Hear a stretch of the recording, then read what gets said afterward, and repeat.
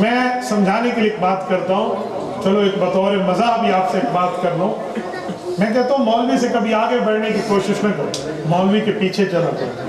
لوگ کہتے ہیں کیا مطلب؟ میں نے کہا پیچھے رہو گے تو زندہ رہو گے، آگے بڑھو گے تو مر جاؤ. کہتے ہیں کیا مطلب آپ ہمیں قتل کی دھمکی دے رہے ہیں؟ جی نہیں، میں تو آپ کو قتل کی دھمکی نہیں دے رہا. تو پھر کیوں کہتے ہو مولوی کے آگے بڑھے گا تو مر جائے گا؟ میں نے کہا دنیا کا تجربہ ہی یہی ہے.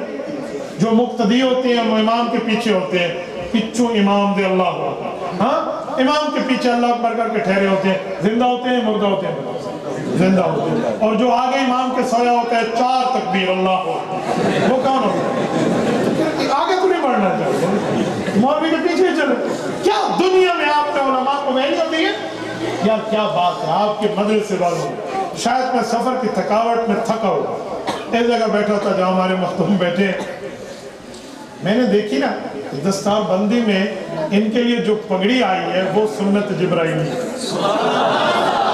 واللہ میرا رب جانتا ہے میری تھکاوٹ ملکہ کی طرف دور ہوتی سے دور ہوتی. آپ کو میرا چہرہ بتا رہا ہوں، آپ کبھی یہاں سے ڈی اے خان کے ٹریول میں گوگل میپ پہ جائیں اور آپ کو 10 گھنٹے کا ٹائم نہ دکھائے گا، لیکن میں آپ کے سامنے بڑا فریش بیٹھا.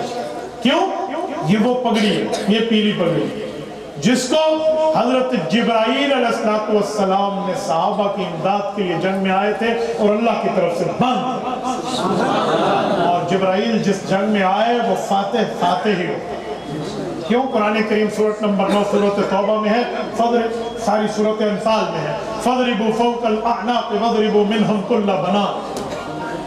جبرائیل سے میں رب نے تمام فرشتوں کو صحابہ کرام کے ساتھ جہاد میں جانے کی جنگی تربیت دیتے ہوئے فرمایا فَضْرِبُوا فَوْقَ الْأَعْنَاقِ وَضْرِبُوا مِنْهُمْ كُلَّ بَنَانٍ. میرے فرشتوں جاؤ اور ان بیمانوں سے جب تم نے جنگ کرنی ہے کفار مکہ سے صحابہ کی امداد کرتے ہوئے تو ان کے ہر جوڑ پر مارنا، ان کی ہر گردن پر. تو رب نے تربیت دی ہے. تو جبرائیل امین کے سر پہ یہی پگڑی تھی اور آج اسی پگڑی سے تمہارے حفاظ کی کیا ہوئی ہے؟ دستار بندی ہوئی ہے. اس سے بڑا مقام، اس سے بڑا مرتبہ، اس سے بڑی حیثیت اور ویلیو اور کیا ہوگی کہ جہاں اللہ کی بات کو یاد کرنے کے بعد سر پہ پگڑی وہ باندھی گئی ہے جو سید الملائکہ فرشتہ باندھی.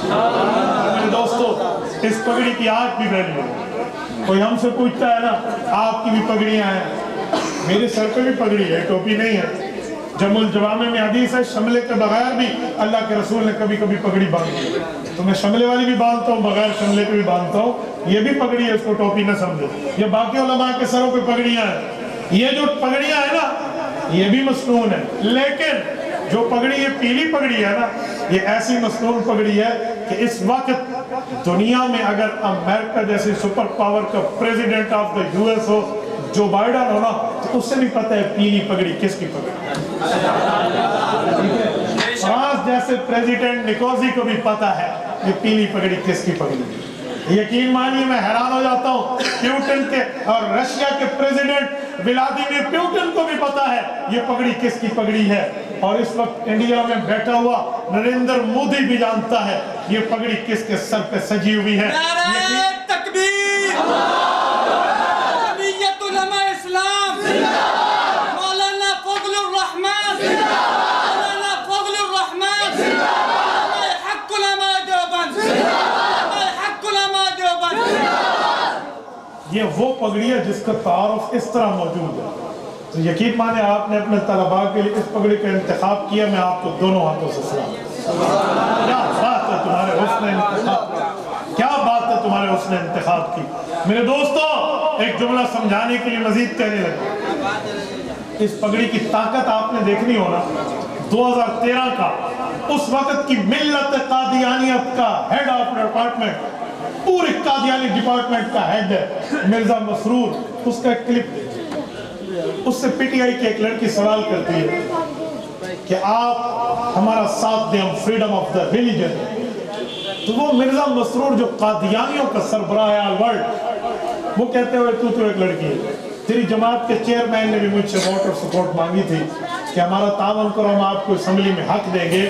تو مرزا مسرور کہتے ہیں میں نے عمران خان کو کہا تھا کہ جب تک یہ پگڑی والا، مولانا فرمان کی طرف اشارہ کیا، اس پگڑی والے کی طاقت اسمبلی میں ہے، تیری دال نہیں گلتی۔ پتہ کیوں نہیں گلتی؟ مرزا مسرور کو پتہ ہے کہ جو اس کا دادا تھا نا مرزا ناصر، اس کا باپ ہے مرزا طاہر کا باپ ہے مرزا ناصر، جو اس کا دادا تھا نا اس کی منجی اسی پیلی پگڑی والے مفتی محمود نے 1973 میں ٹھوکی۔ اس کو اچھی طرح پتہ ہے کہ میرے دادے دی منجی اس ٹھوکی سے، بہت اچھی طرح وہ جانتا ہے۔ اس لیے میں اس کو کہہ رہا ہوں تو تو بچونگڑا ہے، چیئرمین بھلا پھرا، تجھے کیا پتا؟ اوے جب تک یہ پیلی پگڑی والا موجود ہے۔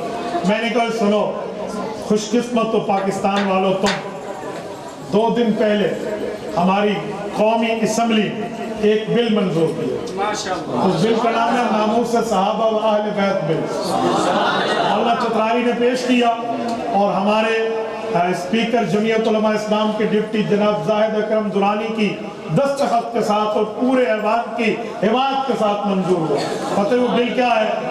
جس خبیث انسان نے خبث باطن کا اظہار کرتے ہوئے رسول اللہ کے صحابہ یا رسول اللہ کی اہل بیت کی طرف میلی آنکھ دیکھی نا، عمر قید کی سزا پوری زندگی جیل میں اس کی سڑتی رہے۔ یہ بھی جمعیت علماء کی محنتیں ہیں۔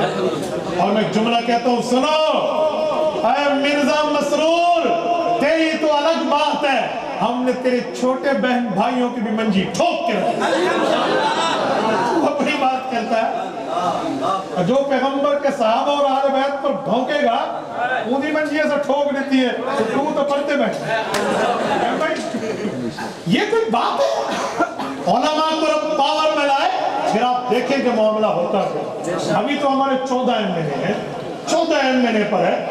اگر اس اسمبلی میں 2/3 کی میجارٹی رب جمعیت علماء اسلام کو دے دے، خدا کی قسم میں دیکھوں گا کہ آل کفر اس دن کیسے پاکستان کو میلی نگاہ دے، کیسے اسلام کی طرف تو معاملے میں آتے۔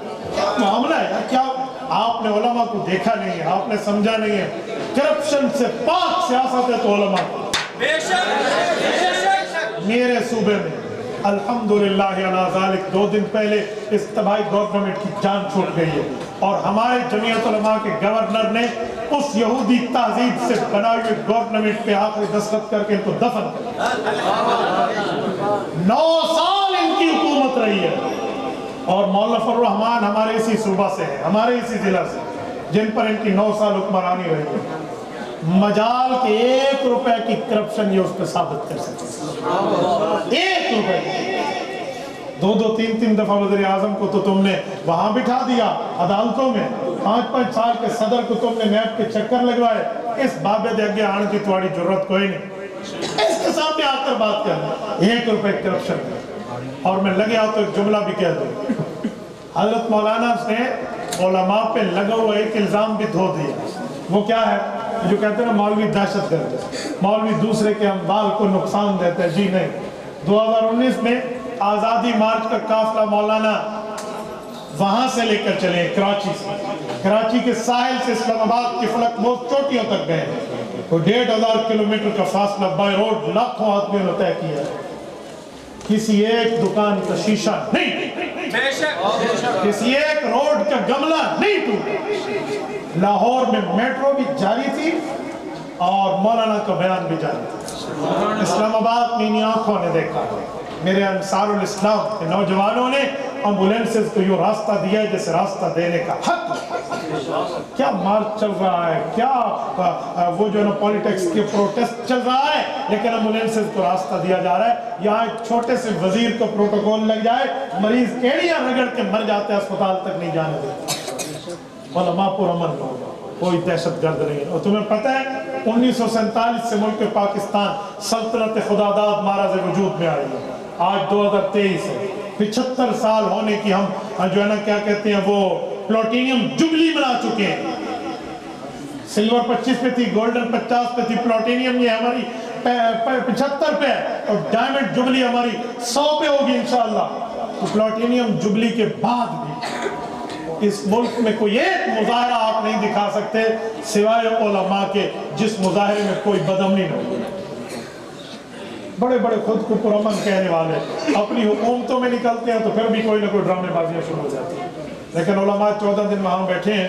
پولیس والے وہاں جو پہرہ دار تھے نا، پہلے دن تو بڑے اٹینشن ٹھہرے تھے، جب انہوں نے ہمارے جوانوں کو دیکھا کہ یہ تو قال اللہ قال رسول اللہ کرنے والے ہیں، لا الہ الا اللہ اللہم صلی اللہ پڑھنے والے ہیں، اور یہ تو بڑے پرامن طریقے سے بیٹھے ہیں، خواتین آتی ہیں تو ان کے سر پہ ہمارا انصار الاسلام کا جوان سر پہ دوپٹہ دے کے انہیں عزت سے نوازتا ہے، تو اگلے دن پولیس والے آرام سے بیٹھ کے پہرا دینے کے لیے بیٹھ گئے تھے اور ہمارے نوجوان پہرا دے رہے تھے، ہمیں آپ کا کوئی مسئلہ نہیں۔ تو میرے دوست، ہاں نمازیں بھی ہمارے ساتھ پڑھتے تھے، تو میرے دوستو میں سمجھا رہا تھا علماء دہشت گرد نہیں، علماء پرامن ہے، تو اپنی اولادوں کو عالم بنائیں، دنیا میں بھی عزت آخرت میں بھی عزت کے تاج پہنائے جائیں گے، کرو گے انشاءاللہ؟